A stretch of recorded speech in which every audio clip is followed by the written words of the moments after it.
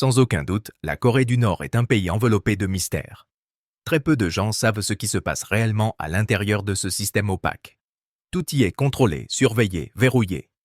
Le gouvernement en place détient le pouvoir absolu sur tous les aspects de la vie de ses citoyens. De l'accès à Internet jusqu'aux libertés individuelles les plus fondamentales. C'est presque impensable, mais là-bas, rien n'échappe à l'œil de l'État. Chaque image, chaque information diffusée à l'extérieur du pays est filtrée avec soin. Tout est calculé pour préserver une façade lisse, impeccable. Et pourtant, malgré ce contrôle implacable, quelques personnes courageuses ont réussi à faire passer clandestinement des photos, offrant un aperçu unique de la vie quotidienne dans cette nation ultra isolée. Dans cette vidéo, nous allons découvrir 25 photos prises en secret, sorties du pays au péril de ceux qui les ont prises. Elles révèlent à quel point la Corée du Nord est différente, singulière, parfois choquante. Numéro 25. Soldat à lui tout seul. Imaginez un pays où le seul moyen de survivre, c'est d'obéir aveuglément au gouvernement. En Corée du Nord, les règles ne se discutent pas. On les suit, point final. Dès leur plus jeune âge, les enfants sont conditionnés à travailler. Travailler encore, toujours. Étudier, jouer, c'est secondaire. Certains sont envoyés dans les champs alors qu'ils ne savent même pas encore lire. Mais cette photo montre quelque chose de rarissime. Un enfant qui semble en avoir assez. L'image a été prise sur une petite route dans le nord, à Samjiyon. Un bus approche, et l'enfant se plante au milieu de la route. Il ne bouge pas. Un geste aussi simple qu'extraordinaire, dans un pays où chacun doit penser, agir et marcher au même rythme. Ce garçon brise les codes. Il dit non, silencieusement mais fermement. Il nous rappelle que même dans les régimes les plus fermés, l'esprit humain, même chez les plus jeunes, aspire à la liberté. Et ça, aucune dictature ne peut le contrôler éternellement. Numéro 24. Soldat fidèle. La Corée du Nord enferme ses vérités derrière des murs, au propre comme au figuré. Pourtant, certains clichés parviennent à franchir ces frontières invisibles. Et ils en disent long. Voici l'un d'eux. Un homme très maigre, visiblement affaibli, mais arborant fièrement une casquette militaire et l'insigne de son guide suprême. Malgré les privations, malgré les souffrances visibles, sa loyauté semble intacte. C'est un portrait saisissant. Une illustration troublante de la manière dont l'idéologie prend parfois le pas sur la réalité. Cette photo nous rappelle que derrière les uniformes rigides, il y a des vies, des sacrifices, des contradictions. Numéro 23. Relâcher la pression. On le sait. En Corée du Nord, la moindre parcelle de liberté est rare. Même souffler un instant peut être vu comme suspect. Imaginez, vous vous asseyez une minute pour vous reposer. Et vous risquez des ennuis, juste pour ça. Mais certaines images parviennent à capturer ces moments d'humanité. Comme celle-ci, un soldat assis, visiblement en train de se détendre. Rien d'officiel, rien de mis en scène, juste un homme qui respire, enfin. Et croyez-le ou non, il est interdit de photographier des soldats en train de se reposer. Ce cliché vole un instant d'authenticité. Il nous rappelle que derrière les regards sévères et les ordres criés se cachent des hommes épuisés, vulnérables, humains. Espérons simplement que ce soldat n'a pas eu de problème après cette photo. Numéro 22. Bateau de fortune. Quand les ressources manquent, l'ingéniosité prend le relais. Et les Nord-Coréens en sont un exemple frappant. Ce cliché nous montre un pêcheur en train de naviguer paisiblement. Non pas sur un bateau, mais sur une simple chambre à air de camion. Pas de moteur, pas de bois, juste un pneu et de la débrouille. Et pourtant, il fend les eaux avec une habileté impressionnante. C'est un symbole fort. Faites avec ce que vous avez. Et c'est exactement ce que beaucoup font dans ce pays. Sur les marchés de rue, les vendeurs transforment une charrette en épicerie ambulante, apportant des produits frais dans des zones où l'offre est presque inexistante. Une débrouillardise qui force le respect et montre aussi à quel point la survie là-bas dépend de l'adaptation constante. Numéro 21. L'escalator. Imaginez, vous découvrez une escalator pour la toute première fois de votre vie. Ce n'est pas une scène d'un autre siècle, c'est ce que vivent certains enfants nord-coréens encore aujourd'hui. La scène se déroule au camp des pionniers de Wonsan, un lieu où l'on envoie les jeunes des 4 coins du pays. Pour les enfants des campagnes, monter sur un escalator, c'est comme monter dans un manège étrange. Leurs yeux s'écarquillent, leurs pieds hésitent. Ils regardent les marches bouger, sans trop savoir comment réagir. Tandis que d'autres rient en montant, certains restent figés en bas, paralysés par l'inconnu. Ces enfants n'ont pas grandi avec la technologie. Pas de centres commerciaux, pas de métro, parfois même pas d'électricité stable. Ce petit moment, presque anodin ailleurs, révèle ici un fossé immense. Entre deux mondes, deux enfances, deux réalités. Numéro 20. L'énigme des files d'attente. Dans bien des pays, faire la queue, c'est juste une preuve d'organisation. Rien de grave. Mais en Corée du Nord, ce geste banal prend une toute autre tournure. Sur cette photo, ce ne sont pas des gens attendant patiemment. Ce sont des citoyens parqués comme du bétail, guidés par un responsable complètement indifférent. Cette scène révèle bien plus qu'une simple attente. Elle traduit un manque criant d'options de transport, une forme de désespoir quotidien. Et surtout, les limites d'un système à bout de souffle. En Corée du Nord, faire la queue n'est pas un loisir. C'est une réalité constante, presque un sport national. Ces longues lignes d'attente sont devenues un symbole silencieux de résilience. Les visages fatigués, les regards perdus, les corps alignés comme s'ils étaient piégés dans une lutte collective. Ce n'est pas juste pour acheter du pain. Parfois, c'est juste pour avoir un moyen de se déplacer. Le contraste est brutal.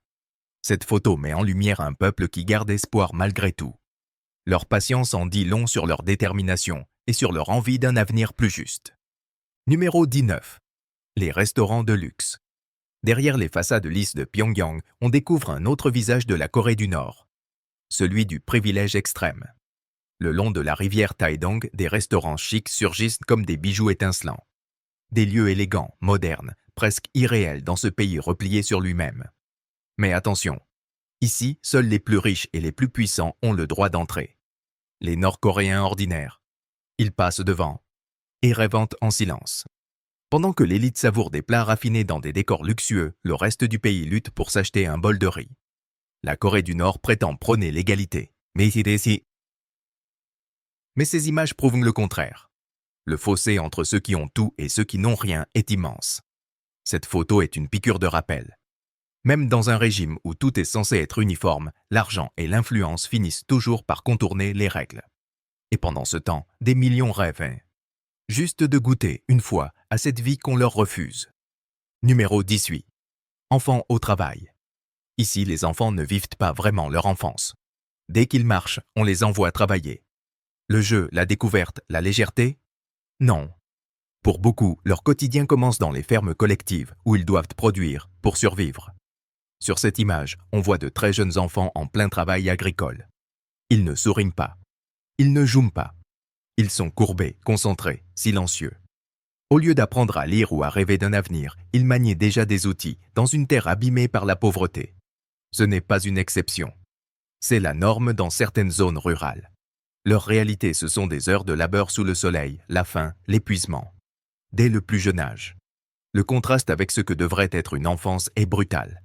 Et ce cliché nous le montre sans détour. Dans ce pays, la survie prend le pas sur l'innocence. Numéro 17. La perfection en façade. Vous trouvez ça étrange? En Corée du Nord, il est interdit de prendre en photo des choses abîmées, un bus en panne, une rue délabrée, un immeuble fissuré. Tout ça, c'est censuré. Parce que l'image du pays doit être parfaite. Toujours. Mais voilà. Parfois, une photo passe à travers les mailles du filet. Comme celle-ci où l'on voit des soldats pousser un véhicule militaire complètement hors service. Rien n'est mis en scène. Pas de drapeau, pas de sourire forcé. Juste une scène de galère, comme partout ailleurs. Ce cliché casse l'image officielle. Celle d'un pays fort, moderne, inébranlable. Il montre une autre réalité, bien plus humaine, bien plus imparfaite. Et il prouve que derrière la mise en scène permanente, il existe encore des instants bruts, réels. Des instants que le pouvoir aimerait cacher, mais qui en disent bien plus que 1000 discours. Numéro 16. Les marchés gris. On connaît tout le marché noir. Mais en Corée du Nord, il existe une autre réalité. Les marchés gris, appelés localement Jangmadang. Ce sont des lieux dynamiques, discrets, mais essentiels, où la population s'organise pour survivre.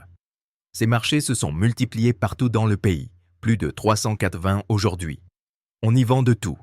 Des cigarettes, des bonbons, du savon, du riz, parfois même des vêtements venus de Chine ou des produits rares venus de l'étranger. L'ambiance est vivante, colorée, bruyante. Et devinez quoi? La monnaie qui circule, ce n'est pas seulement le won nord-coréen. On y utilise aussi le yuan chinois, parfois même le dollar américain. Dans un pays ultra contrôlé, ces marchés représentent une forme de liberté, d'adaptation, de résistance silencieuse. Les Jangmadang, ce ne sont pas seulement des lieux de commerce, ce sont des symboles, des foyers de changement, des poches d'espoir dans un pays où tout semble figé. Et ces photos le montrent. Le peuple nord-coréen, malgré tout, s'organise pour vivre. Numéro 15. Pas de vélo pour les femmes.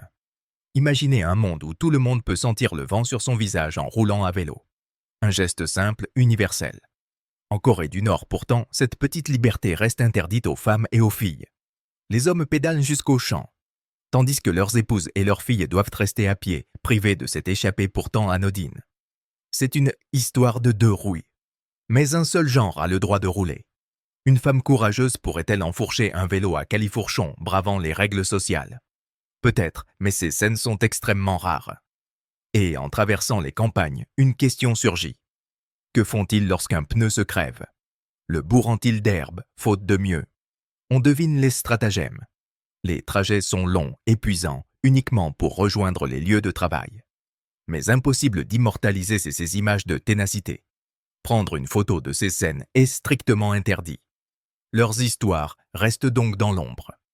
Numéro 14. Soldats abandonnés. La Corée du Nord manque cruellement de transport public.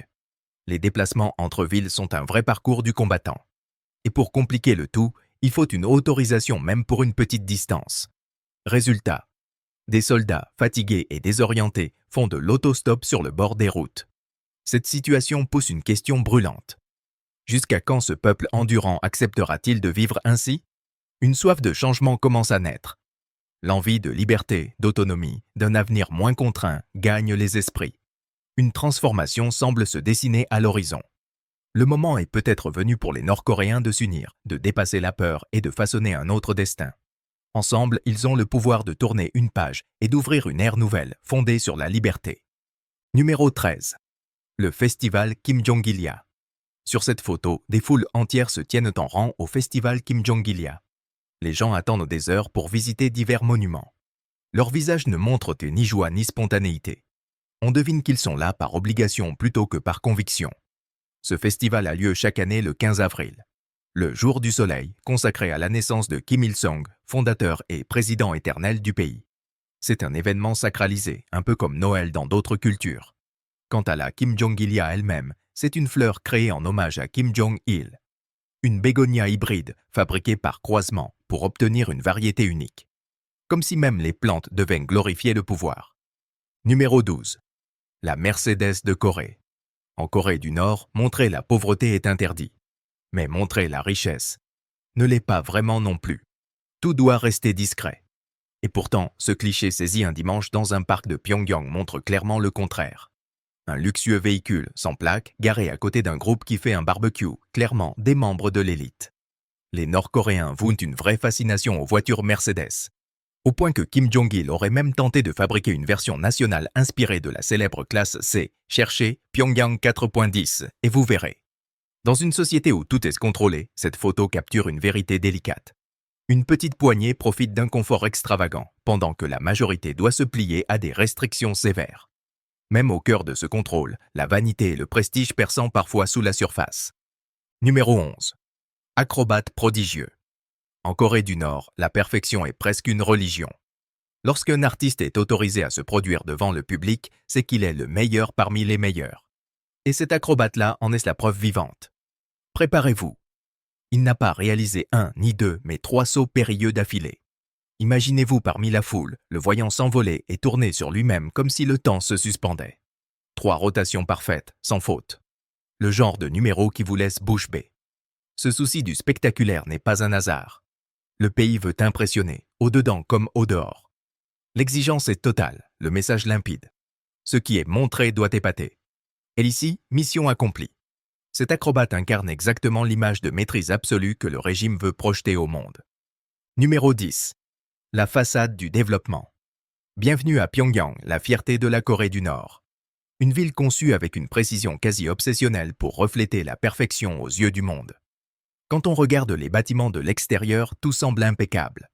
Façade repeinte, rue propre, tout brille. Mais c'est un décor de théâtre. Derrière cette façade lisse, la réalité est tout autre. Les autorités sont tellement concentrées sur l'image qu'elles veulent donner qu'elles finissent par oublier ce qui se passe réellement à l'intérieur. Ce vernis de modernité entretenu à grands efforts cache une vie bien plus difficile que ce que l'on imagine. On assiste à une vraie mise en scène, comme dans une pièce de théâtre où chaque détail est orchestré pour tromper le regard. L'objectif: montrer un monde prospère, harmonieux, presque idyllique. Mais la vérité? Elle est bien différente. Sous les surfaces brillantes se cache un quotidien fait de privations, de restrictions et d'inégalités. Le spectacle est grandiose. Mais la vie, elle, reste dure et pleine de défis. Numéro 9. Une enfance difficile. Sur cette photo, on découvre un instantané pris à Chongjin, dans le nord du pays. Cette ville a connu de graves périodes de famine. Et la situation ne s'est malheureusement pas beaucoup améliorée. Les habitants y vivent dans des conditions extrêmement dures, avec un accès limité à la nourriture, à l'eau et même aux soins de base. Et ce qui frappe, c'est que sur la photo, ce sont des enfants. Très jeunes. Probablement même en dessous de l'âge légal pour travailler. Pourtant, au lieu d'aller à l'école ou de jouer, ils sont déjà au travail, pliés en deux sous le poids de leurs responsabilités. On est en 2023 et pourtant, cette image semble sortir des années 80. Elle nous rappelle brutalement à quel point la vie peut être injuste pour ces enfants, qui devraient grandir dans la joie, mais qui, à la place, doivent survivre. Numéro 8. Travail communautaire. Ou travail forcé. En Corée du Nord, on voit souvent des gens travailler dehors, peindre des murs, nettoyer des trottoirs ou réparer des routes. Cela peut sembler être de la participation citoyenne. Mais en réalité, la plupart du temps, ces gens n'ont pas le choix. Sur cette photo, on les voit repeindre des bornes le long d'une route de campagne. C'est une tâche collective organisée chaque année par les autorités. Officiellement, c'est présenté comme un signe de dévouement à la communauté. Officieusement, c'est du travail forcé. Dire « j'ai mal à la tête » ou « je préfère rester chez moi » n'est pas une option ici. On participe. Pointe. Pas de débat. Et même si tout semble se faire dans le calme, ce genre de scène nous rappelle que la liberté de dire non n'existe tout simplement pas dans ce système. Numéro 7. Compter de l'argent. En Corée du Nord, parler d'argent est presque un tabou. Les gens ne savent pas vraiment combien les autres gagnent, ni combien coûte la vie réelle. L'État entretient volontairement cette ignorance pour garder le contrôle total sur la perception de l'égalité. Et voilà pourquoi cette photo, prise dans un parc d'attractions nouvellement ouvert, a fait beaucoup de bruit. On y voit une caissière comptant une grosse liasse de billets. Rien d'extraordinaire dans d'autres pays, mais ici, c'est un problème. Pourquoi? Parce que montrer de l'argent en public contredit le message officiel selon lequel tout le monde vit de manière égalitaire. Cette photo brise le récit imposé. Elle laisse entrevoir qu'il existe bien des écarts de richesse et que certains ont plus, beaucoup plus. Ce genre de détail, ailleurs anodin, devient ici explosif. En Corée du Nord, même les choses les plus banales peuvent avoir des conséquences lourdes. Car chaque image est un risque, surtout quand elle montre une part de vérité que le régime tente de cacher. Numéro 6. Le camion militaire. La Corée du Nord adore se montrer sous un jour futuriste, avec des défilés, des technologies et des discours pleins de grandeur. Mais la réalité, bien différente. Cette photo prise sur une autoroute du pays le prouve. Pas de voiture moderne, pas de circulation fluide. Mais un camion rempli de charbon qui avance lentement. Pourquoi? Parce que le pays manque cruellement de pétrole. Comme à l'époque de la Seconde Guerre mondiale. Et cette pénurie touche tout le monde. Les conséquences sont lourdes pour la population. Pas de tranquillité, pas de stabilité. Juste un quotidien figé, presque hors du temps. Comme si la vie d'aujourd'hui n'avait pas vraiment évolué depuis celle des générations précédentes. Et pendant que l'État s'efforce de garder son image brillante, ce sont les gens ordinaires qui en paient le prix. Numéro 5. Le lieu de réunion. Imaginez un groupe de travailleurs engagés rassemblés pour réfléchir ensemble à la façon d'améliorer la vie des gens. On se figure peut-être un salon luxueux, des fauteuils en cuir, un buffet raffiné. Mais en Corée du Nord, c'est tout autre chose. Cette photo montre une salle où se réunissent des membres du Parti du travail de Corée à Kang. Loin des décors somptueux, on est dans une ambiance rustique, presque villageoise. Dans cet espace simple, les partisans se concertent, échangent des idées, cherchent à œuvrer pour le bien commun. Pourtant, le gouvernement ne leur fournit rien de sophistiqué pour préparer cet avenir meilleur. Ils travaillent dans des circonstances modestes, malgré l'importance de leurs responsabilités. C'est un contraste frappant. De grandes ambitions, peu de moyens visibles. Numéro 4. Petits victimes de la pauvreté. Être enfant en Corée du Nord, en particulier à la campagne, peut être extrêmement difficile. Beaucoup de jeunes sont envoyés au champ plutôt que de profiter d'une enfance insouciante. Cette puissante image nous montre un garçon debout dans un champ de maïs ravagé par les inondations et les typhons. À la ferme collective de Saksari, dans la province du Sud Hwanghae, en septembre 1811. Imaginez, vous devriez jouer, explorer, apprendre. Mais vous êtes à genoux dans la terre, à travailler. Les récoltes sont détruites, les espoirs aussi. Ce garçon au milieu des plantes flétries symbolise la dure réalité. Les catastrophes naturelles, un système contraignant, une enfance volée. Il se tient là avec courage, mais la lutte est immense. Numéro 3. Femmes malnutries. Quand on parle de la faim et de la pauvreté dans les zones rurales de Corée du Nord, les chiffres sont saisissants. On estime qu'environ 41% de la population, soit près de 10,5 millions de personnes, souffrent d'un manque de nutrition adéquate. Cette photographie souligne cette réalité. On y voit une femme près de la rivière Potang en juillet, visiblement affaiblie par la malnutrition. Son regard, ses traits, tout parle de la lutte silencieuse. Dans un pays où les besoins fondamentaux comme la nourriture ou une vie décente ne sont pas garantis, cette image devient un rappel poignant des conditions vécues. Numéro 2. Bâtiments étrangement satisfaisants. Nombreux sont les défis rencontrés par les habitants des villes nord-coréennes. Panne d'électricité fréquente, ascenseurs qui ne fonctionnent pas, immeubles surpeuplés. Cette photo en est un exemple clair. Un gratte-ciel compact, empilé sur lui-même, dense à l'extrême.